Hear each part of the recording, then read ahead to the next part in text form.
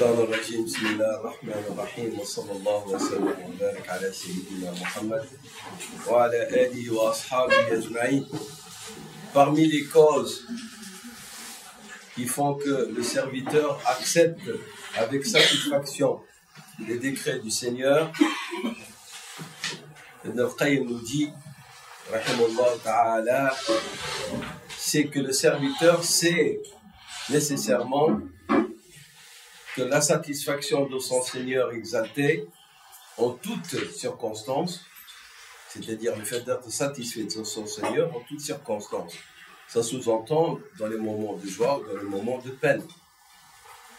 Yuthmiru donnera comme fruit la satisfaction de son Seigneur à son égard. Yani, il n'a pas dit antarda, non, il dit ya'lamu. Et toujours on a dit l'importance de l'ilm. Le cheminement spirituel, il ne peut pas se faire, nous avions dit à notre prise, en faisant abstraction du savoir. La Bouddha min al-ilm. Alors, parmi les informations que tu dois avoir acquis avec certitude, nous parlons aussi de l'iman, que Allah subhanahu wa ta'ala, lorsque tu es satisfait de lui, dans tout ce qu'il décide et dans tout ce qu'il décrète, aura très certainement comme conséquence qu'Allah va être satisfait de toi. Il est en train de nous dire ici, Ibn al-Qayyim, avant que l'incident n'arrive, avant que l'épreuve n'arrive, ou le bienfait ne te touche, déjà, toi, comme mu'min et mu'mina, tu sais avec certitude que ta satisfaction de ton Seigneur, aura pour conséquence, c'est pas que j'attends que l'épreuve arrive pour dire je suis satisfait. Non, d'avance, moi. Il y a épreuve ou pas épreuve, moi, je suis satisfait de mon Seigneur dans ce qu'il a décrété. Alors, si vous avez cette attitude-là, sachez avec certitude que Rabbi subhanahu wa ta'ala servira anka. Et c'est ce qui fait alors que tu acceptes lorsque tu es touché par une quelconque épreuve. Parce que tu sais que dans ta satisfaction, il y a quoi? À la clé, la satisfaction de Dieu à ton égard. Donc, c'est pour ça ce mot-là, an ya'lama, est très important. Il a dit là, il va la dire à la suivante, 3 fois. An ya'lama anna tamam al-ubudiyati, an ya'lama anna ridahu an rabbih subhanahu wa ta'ala, fi jami' al-halati, yuthmiru rida rabbih anhu. C'est clair? Et il donne comme exemple. C'est un exemple. Par exemple,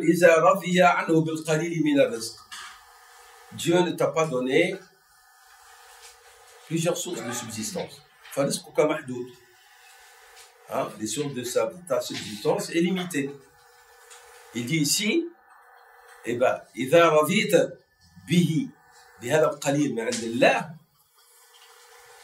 savez qu'est-ce qui va comme conséquence? Rabbi subhanahu wa ta'ala, lorsque tu vas agir dans le domaine de l'adoration, en faisant des petites actes d'adoration, il va les accepter et il va les multiplier. فمثلا فإذا رضي عنه بالقليل من الرزق أنا رضيت عن الله, de ce qu'il m'a donné comme subsistance qui est minime. La conséquence, رضي ربه عنه بالقليل من العمل. أنا رضيت بالقليل من الرزق, هو قال يا عبدي أنا أرضى بالقليل من العمل منك. Et lorsqu'il yarda بالقليل من العمل, c'est-à-dire le peu de dévotion que tu accomplis avec sincérité va avoir des conséquences extraordinaires comme si tu es qa'im al-layl. Et il y a des hadiths dans lesquels le prophète nous parle de ça. Il y a des gens, ils n'ont pas des actes de dévotion énormes. Ils vont concurrencer d'autres par la qualité de leur foi. Maintenant, l'acceptation de l'qada. C'est clair? Lorsque tu vas être satisfait de Dieu en toutes circonstances. Et non pas de choisir. Dans celle-là, je suis content de Dieu parce que ça me plaît. Dans celle-là, je ne suis pas content parce que ça ne me plaît pas. Non. Quelle que soit la situation qui arrive, tu dis Alhamdulillah wa ana radi bi'am. Donc, chez toi, toutes les situations, elles sont les mêmes. Tu ne vas pas faire la différence entre l'épreuve et la joie. Pour toi, tout ce qui vient de Dieu, il est le bienvenu. C'est ce qu'il veut dire. Il va trouver que ce moyen, ce procédé, où tu acceptes tout ce qui vient de la part de Dieu en toutes circonstances, de la même manière, et bien, qu'est-ce qu'il dit? Et bien, ça va être un moyen très rapide et très efficace pour que tu obtiennes quoi? Sa satisfaction. Lorsque tu lui dis Ya Rabbi arda anni et tu commences à le supplier, il va te le donner avec facilité et d'office. بما أنك أنت راضي عنه في كل حال فما أن تدعوه تقول يا ربي ارضى عني تقول لك حبيبي أنا رضيت عنك. Ça va? الثالث عشر, 13e cause qui fait que le serviteur doit être forcément satisfait de son Seigneur. الثالث عشر. Ici. Non, c'est la 13. La 13. أن يعلم. C'est ce qu'on a fait. Le 12e, on a terminé. Le 13e, c'est celle-là. أن يعلم أن أعظم راحته وسروره ونعيمه في الرضا عن ربه. أن يعلم. أن يعلم, c'est pas comme j'ai dit au niveau de l'intellect. أن يعلم بقلبه. Avec certitude que la vraie paix, la vraie quiétude, hein? A'zam, il a dit, A'zam raha, la plus grande, la plus importante quiétude et paix, la plus grande joie et bienfait, réside en quoi? Lorsque ton Seigneur est satisfait de toi. Et lorsque toi, tu es satisfait de lui, c'est-à-dire satisfait de ce qui vient de lui. إذا علمت يقينا أن أعظم راحتك, que ta vraie paix et quiétude et ta vraie joie et béatitude, c'est lorsque tu es content de ton Seigneur. Nous avions dit ce que dire content, hein, satisfait, c'est-à-dire que tu acceptes tout ce qui vient de lui avec contentement. هذا ما معنى أن ترضى عن الله. تعالى وتقدس, formule de glorification de Dieu, qu'il soit élevé et qu'il soit sanctifié. Dans toutes les situations, hein, tu dois vraiment être heureux et content de ce qui vient de la part de Dieu en toute situation. Et non pas lorsque tu es touché par une joie ou un bienfait, tu es content, lorsque c'est une épreuve, tu es mécontent. Non. Testawi al-halat, on a dit. Alors, il dit فَإِنَّ الرِّضَى بَابُ اللَّهِ الْأَعْظَمِ. Sachez que la porte, la grande porte pour entrer près de Dieu, c'est la satisfaction. وَمُسْتَرَاحُ الْعَارِفِينَ. C'est l'endroit, c'est le lieu de repos des vrais connaisseurs de Dieu. Et c'est le paradis de cette vie d'ici-bas. Quoi? D'avoir et de vivre l'état de satisfaction et de contentement de Dieu. فَجَدِيرٌ بِمَنْ نَصَحَ نَفْسَهُ. Alors il dit jadir, c'est-à-dire il convient à celui qui va être de bon conseil pour son nafs. Qu'est-ce qu'il doit faire? Que son désir doit être ardent de quoi? D'entrer par cette porte-là et de l'acquérir, d'atteindre Arriva. Et de ne pas l'échanger contre quoi que ce soit. S'il nous dit ça, c'est qu'il a vécu ça. Hein? Il a pu atteindre ces degrés-là.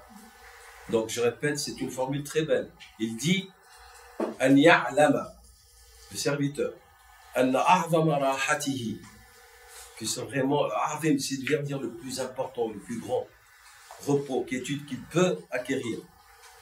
Et la plus grande joie et le plus grand bienfait qu'il peut acquérir, c'est quoi? C'est lorsqu'il est satisfait de son Seigneur. De son Seigneur, le Très-Haut, qu'il soit sanctifié dans toutes les situations.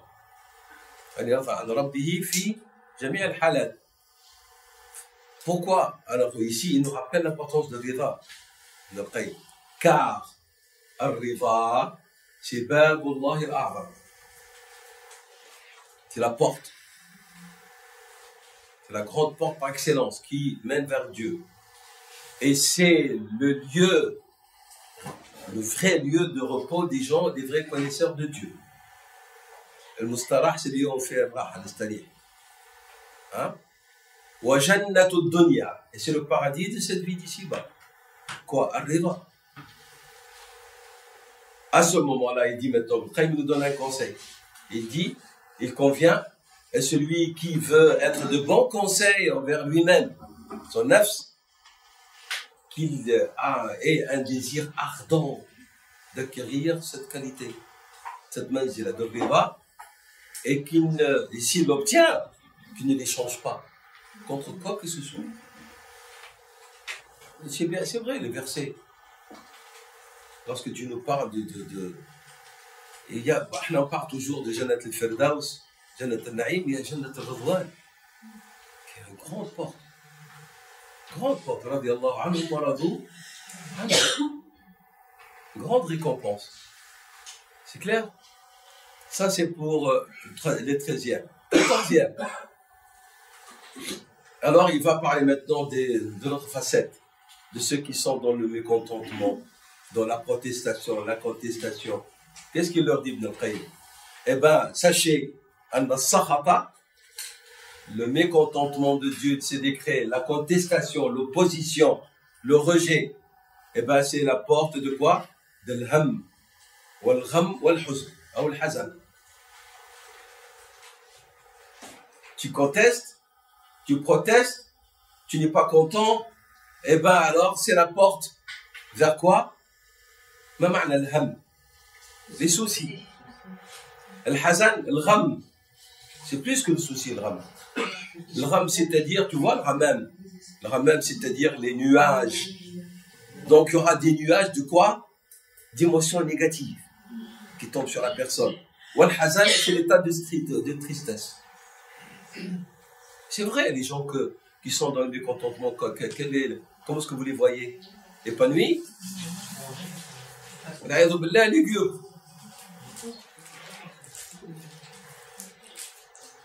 ديما يشكي من الناس الكل يشكي من كل شيء. هنا on revient à ce qu'a dit Ibn al-Qayyim tout à l'heure. من رضي فله الرضا ومن سخط فله السخط.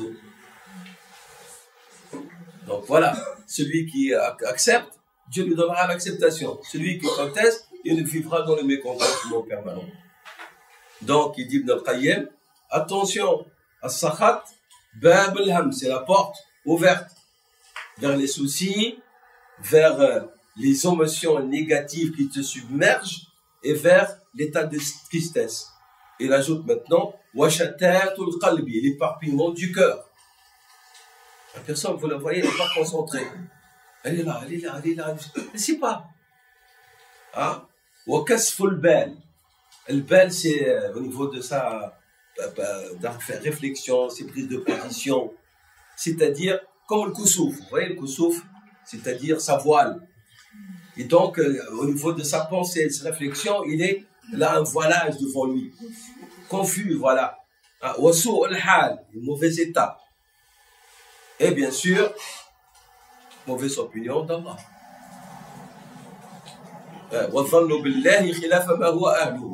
Allah, il est ahl quoi? Il mérite quoi? La bonne opinion. Ces gens-là, ils ont une mauvaise opinion d'Allah, contrairement à ce qui doit être dû envers Allah. C'est ce qu'il vient de dire. C'est-à-dire, Dieu, on doit avoir une bonne opinion de lui, puisqu'on sait qui est Allah. Et que s'il décrète quelque chose, il y a une hikmah, il y a un khayr.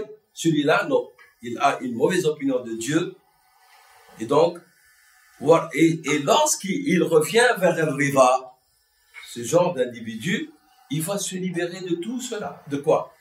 الهم والغم والحزن وشتات القلب وكسف البال وسوء الحال وسوء الظن بالله. On va se débarrasser de tout ça. À condition qu'il réintègre Bab al-Rida. Et alors, lorsqu'il réintègre Bab al-Rida, qu'est-ce que Dieu va lui ouvrir? Il va lui ouvrir une porte Babu Jannati Dunya. C'est ce qu'il a dit tout à l'heure, que Rida c'est Jannati Dunya. Lorsque tu es dans l'état de satisfaction dans cette vie, tu vas vivre dans un paradis qu'il a appelé Ibn Qayyim Jannati Dunya. Pourquoi? Parce que Jannah, qu'est-ce qu'il y a? Jannah, il n'y a pas de soucis, n'est-ce pas? Celui qui est dans le Rida, il a des soucis. Ben, c'est pour ça qu'il a dit Jannati Dunya.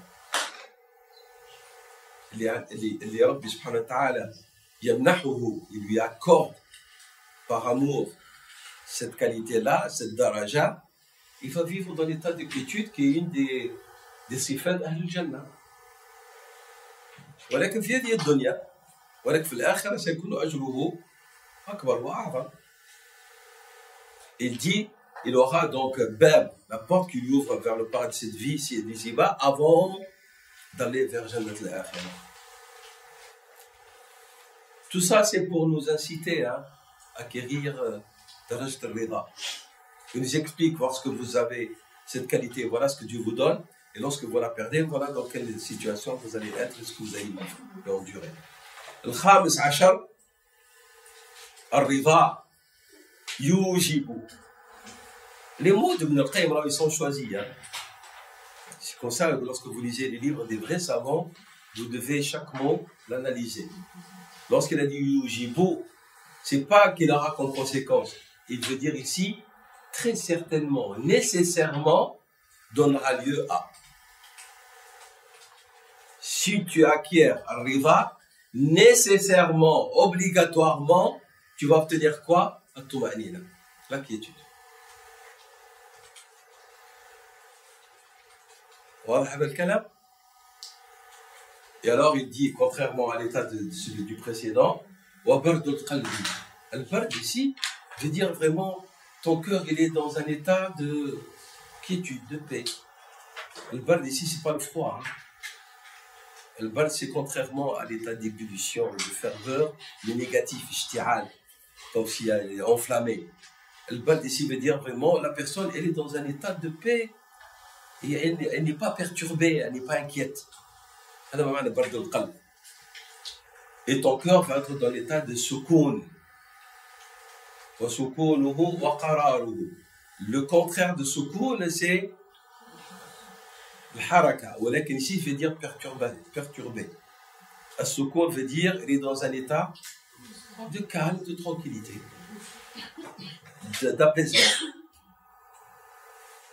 Wal-qarar veut dire la stabilité. Le cœur, il est stable. Il est dans un état de quiétude, de tranquillité, d'apaisement. Alors que l'état de contestation, de mécontentement, il donne lieu nécessairement à quoi? Il a utilisé encore yujibuana. Le cœur, il est perturbé. Idtirab al-qalbi wa raybatuhu. Il vit dans le doute, dans la confusion. Inzi'aj. Quelqu'un est venu, il m'a dérangé, et donc il m'a perturbé. Et donc le cœur, il va être dans un état de... Il est pas dans un état de quiétude et de certitude, mais il est dans un état où il n'y a pas de référence pour lui. Et, comme quelqu'un, vous savez, lorsqu'on a un axe, le mouvement, il s'articule d'une manière synchronisée. Lorsque vous sortez de l'axe, votre mouvement, il est fini, il est déstabilisé partout. C'est ça. Le qalb yasbah fi mustarib. Mouvement, mais un mouvement qui n'est pas dans le bon sens. C'est clair? Wal-raybatu, c'est le doute, c'est l'ambiguïté, il vit dans l'ambiguïté. Wal-inzi'aj wa 'adamu qararihi. Et le contraire de ce qu'il a dit tout à l'heure est l'absence de quoi? L'absence de toute forme de stabilité. C'est clair? السادس عشر sixième 16e الرضا ينزل عليه السكينة التي لا أنفع له منها. Lorsque Dieu vous accorde al-rida, votre cœur et vous comme personne, Allah subhanahu wa ta'ala, il va vous gratifier. As-sakinatu, c'est l'état de quiétude. C'est clair? Sakina. Soko, c'est l'absence de mouvement. Mais as-sakinatu, c'est autre chose. As-sakinatu veut dire que vous n'avez pas, ni dans votre cœur, ni dans votre esprit, ce qui suit. Ni d'ambiguïté, ni de perturbation, ni de doute, ni de crainte, ni d'inquiétude par rapport à ce qui va advenir, ce qui va arriver dans l'avenir. Vous n'allez pas être dans un état de... comment dire, Rabbi subhanahu wa ta'ala, l'être humain a été créé faible, il a des qualificatifs. إذا مسه الخير منوع وإذا مسه الشر جزوعا. الجزع, cette frayeur, cette crainte, lorsque vous avez l'idée, vous n'allez plus l'avoir. Mais voilà, vous n'aurez pas un cœur angoissé. On vous téléphone, on vous dit, vous avez une facture de 5 000 €, vous allez être normal. Pour de bon, hein. Parce que à la fin, tu vas t'inquiéter, etc. Mais est-ce que ça résout le problème? Non. Le problème, il se résolvera lorsque vous allez réintégrer votre inquiétude et vous dites 5 000, si j'ai, je vais payer, si j'ai pas, je vais demander à des frères. S'il n'y a pas de frères, je vais dire, bah, je vous donne 100 €, 50 €, moi j'ai pas d'autres, ils vont pas mettre en prison. C'est tout. Pourquoi est-ce que tu paniques pas dès que tu as vu la facture? Pense avant d'avoir la quiétude, et la quiétude ne veut pas dire l'absence de quoi? De l'akhdh bil asbab, on a dit. L'akhdh bil asbab. Donc, ta'khudhu bil asbab wa anta fi halat rida, khayrun min akhdh bil asbab wa anta fi halat idtirab. C'est mieux. Lorsque tu cherches les moyens pour résoudre un problème, alors que tu es dans un état de rida et de calme, c'est meilleur d'aller chercher les asbab ou tu es dans un état de panique. C'est ça la différence. Vous voyez? Et lorsque vous êtes dans un état d'apaisement, de quiétude, vous n'allez pas prendre des dispositions dangereuses ou à la légère ou contradictoires ou qui s'opposent avec ta religion et tes valeurs et tes principes. Et à ce moment-là, Allah il va t'ouvrir les portes à ce moment-là. Parce que et tu bouges. C'est ça la différence. C'est-à-dire, nous, on n'est pas en train de vous dire et de vous expliquer le kalam d'Ibn al-Qayyim pour vous dire, vivez comme si vous êtes absent de cette vie ici-bas. Nous n'avons pas dit ça. Vous êtes impliqué dans cette vie avec ses épreuves, avec ce haut et ses bas, mais quelle attitude vous devez avoir si vous avez la foi. Et surtout, si vous êtes en train de travailler votre cœur pour descendre et vous installer dans la station de Rida.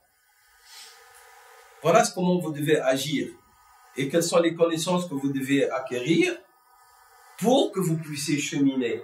Et alors, lorsque vous êtes confronté aux aléas de la vie, donc vous avez connaissance d'avance qu'elles vont arriver, et non pas vous êtes surpris pourquoi ça arrive, non, parce que comme musulmans et musulmanes, nous avons la connaissance d'avance. Qu'est-ce que la vie?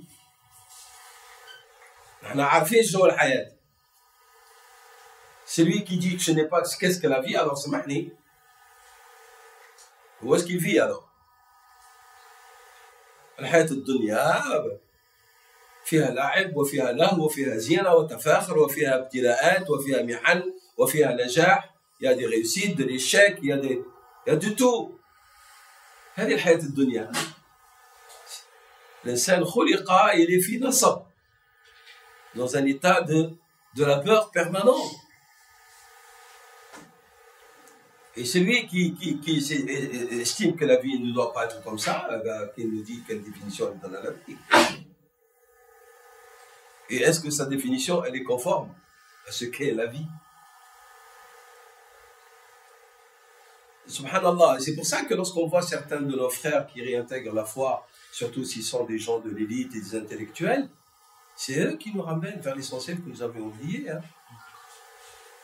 C'est eux qui nous ramènent en disant, mais subhanallah, vous avez tout ça et vous avez oublié.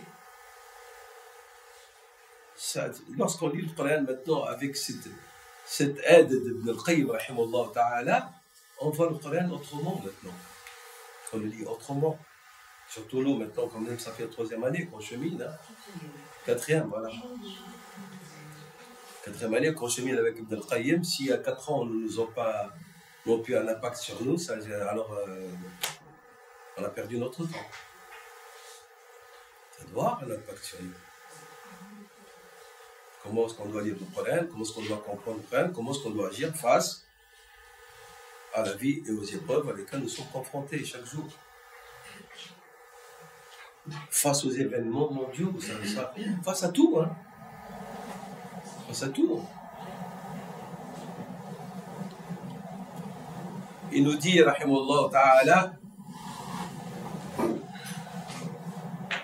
lorsque Sakina descend sur votre cœur, il va acquérir la qualité de la droiture, l'istiqam. C'est istaqim.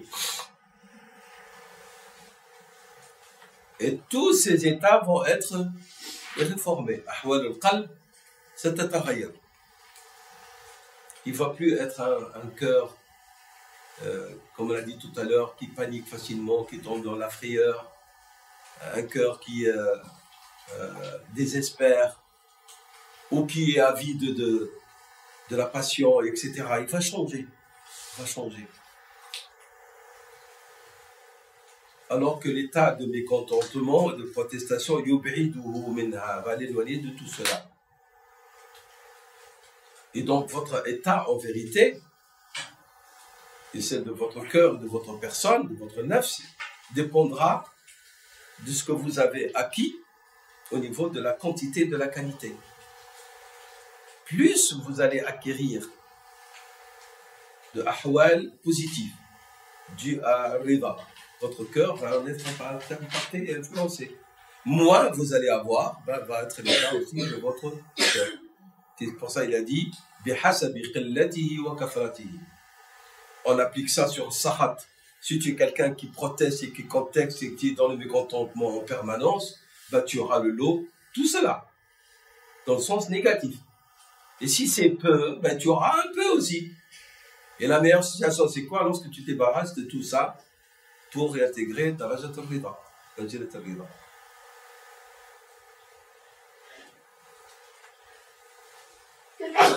Il dit, le Qayyim rahimahullah, si Sakina quitte, elle quitte votre cœur, la joie, la sécurité, la paix, la tranquillité, tout cela va aussi, tu vas en être spolié et tu vas en être privé. Pour lui, As-Sakina, elle est fondamentale pour que vous vivez dans la joie. Même si vous êtes éprouvé. Éprouvé, wa anta fi surur al-farah.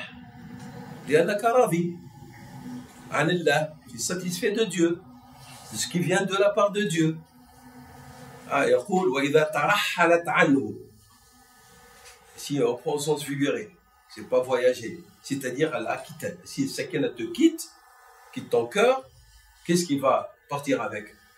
As-sururu wal-amnu wad-da'atu wal-rahatu. Ad-da'a, c'est l'état de quelqu'un qui est dans un état de délassement, qui se repose. C'est ça, veut dire le repos total. C'est la même ad-da'a. C'est clair, elle est ici, hein, dans ad-da'atu. Voilà. ترحل عنه السرور والأمن والدعة والراحة وطيب والعيش. Il n'y a plus la joie de vivre, la joie de vivre. C'est quelque chose de positif. Oui, mais si elle te quitte, alors le contraire, c'est-à-dire, il va être dans quoi? Elle va être dans la tristesse, dans l'insécurité. Il n'y aura pas d'apaisement et il n'y aura pas de tranquillité. Le contraire. Et une vie plaisante, il ne va plus avoir une vie plaisante. فمن أعظم نعم الله على عبده parmi les bienfaits les plus immenses que Dieu peut accorder à son serviteur, c'est qu'il fait descendre sur ton cœur as-sakin. L'état de quiétude et de paix. Hein, tu as des problèmes énormes, et toi tu es là, tranquille. Et lorsque quelqu'un te dit pourquoi, tu dis parce que je sais que c'est bien de la part de Dieu, et si Dieu a décidé ça, c'est qu'il y a du bien pour moi. Alors, donc Sakina, ça découle de Rida. As-Sakina, tout, bien sûr, tu ne peux l'obtenir que si tu es dans un état de Rida. C'est pour ça qu'il a dit Babullah al-A'zam, Rida. ومن أعظم أسبابها, et parmi les causes les plus importantes si tu veux avoir Sakina, Ar-Rida. Anillahi fi jami' al-halat, c'est que tu acceptes et tu sois satisfait de Dieu en toutes ces circonstances. On ne doit pas adorer Dieu lorsqu'il nous touche un bien, on est alhamdoulilah, on est content. Lorsqu'il nous touche un mal, on conteste. Le banquier, tu me donnes, je suis content, tu ne me donnes pas, je ne suis pas content. Pas la servitude et l'adoration et la dévotion du vrai serviteur, qui sait qui est son Seigneur et quelles sont ses qualités. Asma'u wa sifatuhu subhanahu. Il dit ici, Ar-Rida yaftahu lahu bab as-salama. As-salamatu. Salamatu, l'intégrité, la sauvegarde. Hein? Mais de quoi? Il a dit, qalbuka awalan. Ton cœur va être salim, préservé, pur, naqi, pur. De quoi? Tu n'auras plus dans ton cœur ni le riche. C'est quoi le riche? La tromperie. Ou ad-daghal. Ad-daghal, c'est lorsque l'individu, il se comporte, et alors, dans sa manière de se comporter, il met ensemble le bien et le mal. Hein? Et alors, ad-daghal aussi veut dire, tu es quelqu'un qui, en apparence, tu montres que tu es quelqu'un de bien et tu aimes tout le monde, mais en vérité, dans ton cœur, tu es plein de méchanceté. Ah, et tu ne cherches pas le bien pour les autres. C'est pour ça qu'il a fait le lien avec le ghil. Le ghil, c'est pire que la haine. Le ghil, c'est une colère intense. Plus que ça. Plus, c'est de la méchanceté, vraiment accrue. Et c'est comme quelque chose qui bouillonne et on ne peut pas l'éteindre facilement. Al-ghil. C'est dans la même famille que le hiqd, que le karaha. Tout ça, ce sont des éléments. Akrahuka, je t'aime pas, je te hais. Al-hiqdu, je t'aime pas, mais vraiment je t'en veux et je te souhaite tout le mal du monde. Al-ghillu, c'est ce sentiment-là, mais avec une intense méchanceté et colère. C'est clair? Quelqu'un peut ne pas aimer quelqu'un, mais lorsqu'il devient ghil, il ne va pas s'arrêter. Parce que c'est une ébullition. Alors, il aimerait bien qu'il y ait destruction. Et alors, votre cœur, il va être préservé de tout ça si vous êtes dans Bab al-Rida. Rida yaftah laka bab al-salama, ton cœur va être préservé de tout ça. Et il dit Ibn al-Qayyim, et sachez que ne peut être préservé du châtiment du Seigneur que celui qui va se présenter devant lui avec un qalb salim. Illa man ata Allah bi qalbin salim. Salim, c'est ça ce que ça veut dire, salim. Tu n'as pas de haine, tu n'as pas de rancune, tu ne cherches pas la destruction des autres, tu ne cherches pas la tromperie, tu ne cherches pas le mal pour les autres, tu ne le souhaites pas, tu ne le fais pas. Ton cœur, il est préservé de tout ça. Ça va? كذلك وتستحيل سلامة القلب. Il dit, et bien sûr, il dit, il est impossible qu'il y ait salamat al-qalb, que le qalb soit salim, si l'individu est dans un état de quoi? De contestation des décrets d'Allah et de mécontentement. إذا كان هو il est mécontent de Dieu, subhanahu wa ta'ala, comment va être son attitude vis-à-vis de l'ibad? إذا كان son Seigneur, il a une attitude de refus et de mécontentement, vous croyez qu'avec la création il va être plus gentil? C'est pour ça qu'il dit ici, il dit كذلك وتستحيل سلامة القلب, impossible d'acquérir سلامة القلب مع السخط وعدم الرضا, impossible. وكلما كان العبد أشد رضا, et chaque fois que le serviteur va avoir un rida plus fort, كان قلبه أسلم, son corps va être plus pur, plus préservé de tout ce qu'il vient de dire. فالخبيث والدغل والغش قرين السخط. Moi je préfère ici فالخبث.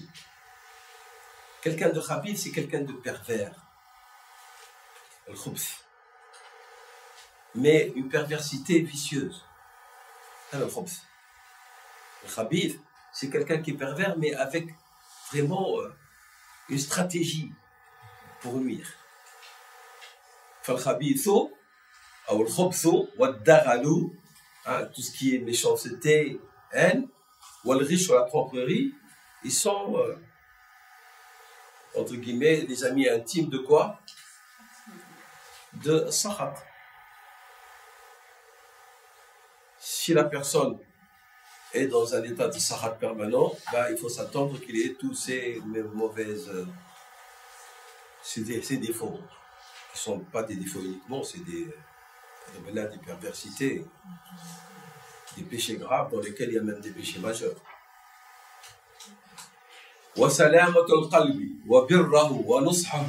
La préservation, la sauvegarde de votre cœur et sa bonté, et qu'il ait de bons conseils ce cœur. qarinu ar-rida.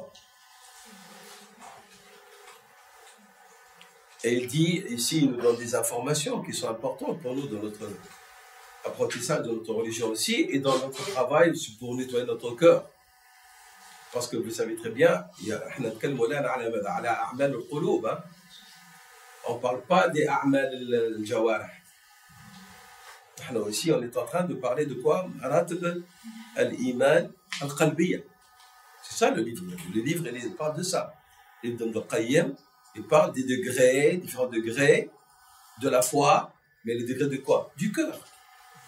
Comment le cœur, il va s'échelonner dans des degrés au niveau de, dans son ascendance. Et alors, il dit ici, attention, il dit, à l'envie. S'il y a de l'envie, c'est qu'il y a quoi? Il y a sakhat. Ben oui, pourquoi? Parce que celui qui envie les autres, c'est qu'il n'accepte pas ce que Dieu a donné à ses serviteurs.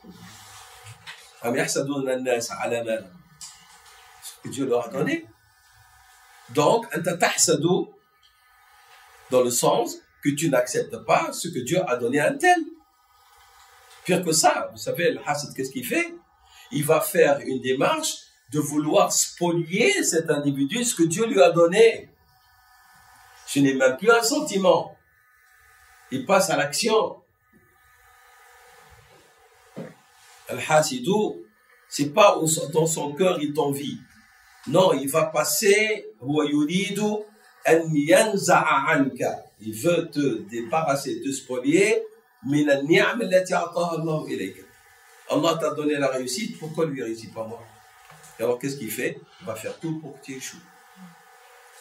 Il est heureux dans sa famille, pourquoi il est heureux moi? Parce que je ne suis pas heureux dans ma famille. Alors je vais faire tout pour détruire ou perturber sa famille. Il aime bien sa femme et sa femme l'aime. Et je vais s'aimer entre les filles. C'est pour ça que le prophète a dit sallallahu alayhi wa sallam, Dieu déjà, al-hasadou, consume les bonnes actions comme consume le bois. Amal. Parce que le hasad, lorsqu'il a envie, il ne va pas s'arrêter là. Il va passer à l'action. Donc il dit, Ibn Qayyim, al-hasad, est l'une des conséquences de sakhat. Si vous voyez quelqu'un d'envieux, sachez annahu ghayru radin 'ala Allah. Wa hiya min al-kaba'ir. Wa salamatu al-qalbi minhu min thamarati al-rida. الثامن عشر 18 أن السخط يوجب تلون العبد وعدم ثباته مع الله. Lorsque quelqu'un est dans un état de contestation, de protestation, d'opposition au décret d'Allah, doit être quelqu'un de comme une couleuvre, hein, comme comme un caméléon. Il change de façade. Vous ne savez pas à qui vous avez affaire. C'est هذا ما معنى يتلون. يتلون en arabe, c'est un sens figuré pour dire il change. Oh, معاك في الجامعة, il serait avec toi, après tu vas trouver il est avec ceux qui cherchent à nuire aux musulmans, parce qu'il a un intérêt. Un lunatique. Hein? Oui, mais c'est pire que celui de Dhul Wajhayn. C'est pas celui qui a deux facettes. Il y a des individus, le prophète a dit, Dhul Wajhayn, il n'aura pas d'estime vis-à-vis de Dieu. Il se présente, il est pratiquant, et avec les autres, il n'est pas pratiquant. Non, il est pire. Selon les lieux où il se trouve, il va prendre la couleur. Tu le mets avec les pratiquants, c'est un grand pratiquant. Tu les mets avec les voleurs, il est voleur. Tu les mets avec les voyous, il est voyou. Tu les mets avec les pervers, il est pervers. Ou tu le mets, il est avec eux. Pourquoi? Parce qu'il n'a plus de lien ferme avec Dieu. C'est ça qui explique cette attitude. Alors, qu'est-ce qu'il a? Il n'accepte que ce qui est conforme à ses désirs.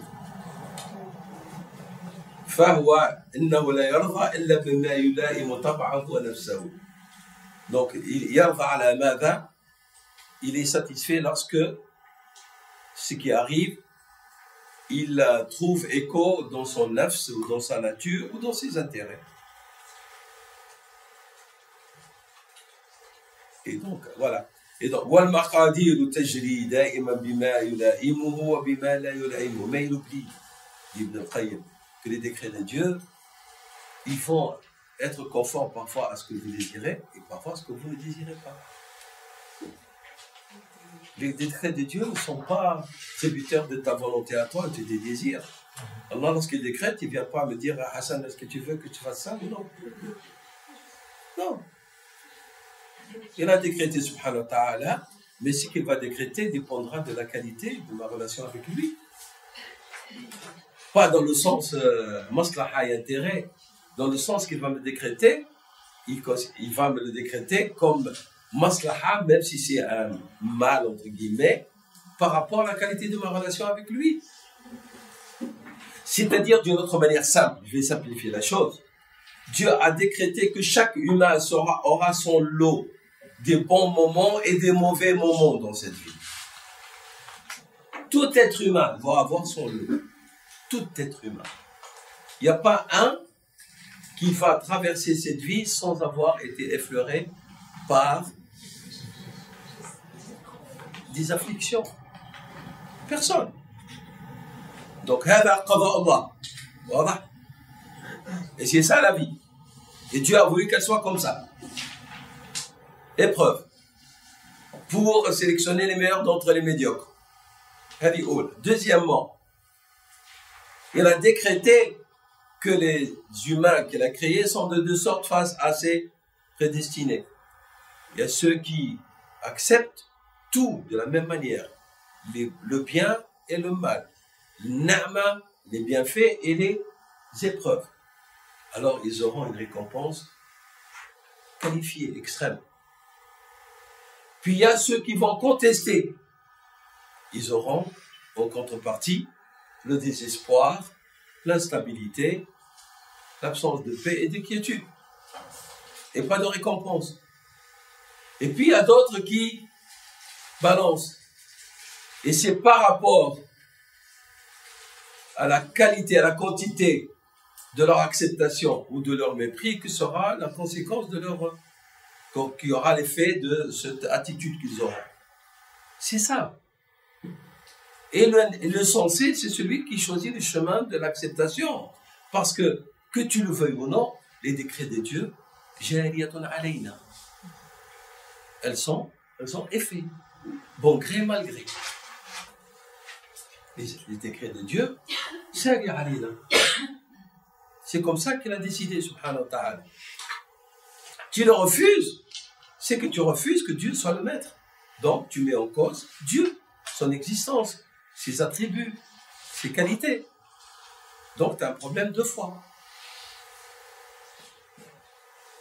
C'est ça que chacun d'entre nous doit réviser dans sa relation avec Dieu et dans sa compréhension de ce que veut dire cette vie, ce que veut dire l'au-delà, ce que veut dire l'épreuve, ce que veut dire le bienfait. Le bienfait lui-même est une épreuve, vous savez. Parce que Dieu a dit, on a bloqué Charri, l'épreuve n'est pas uniquement par le mal, hein. Le bienfait lui-même est une épreuve. Combien de personnes, ils ont reçu des bienfaits et ils sont devenus arrogants vis-à-vis de Dieu. Regardez Qaroun. رب أعطاه النعمة فكفر إنما أوتيته على علم عندي. C'est moi. Qu'est-ce qu'elle a à voir le Dieu là-dedans? C'est moi qui a pu réunir toutes ces fortunes. Et la conséquence, c'est clair? C'est ça le résumé, ce qu'on peut avoir aujourd'hui, Inch'Allah. J'espère que ça va être une ligne directrice qui va nous aider, Inch'Allah, à cheminer comme il se doit. نسأل الله سبحانه وتعالى أن يتقبل منا ومنكم وأن ينفعنا وينفع بنا ويجعلنا ممن يستمعون القول فيتبعون أحسنه وصلى الله وسلم وبارك على سيدنا محمد وعلى آله وأصحابه أجمعين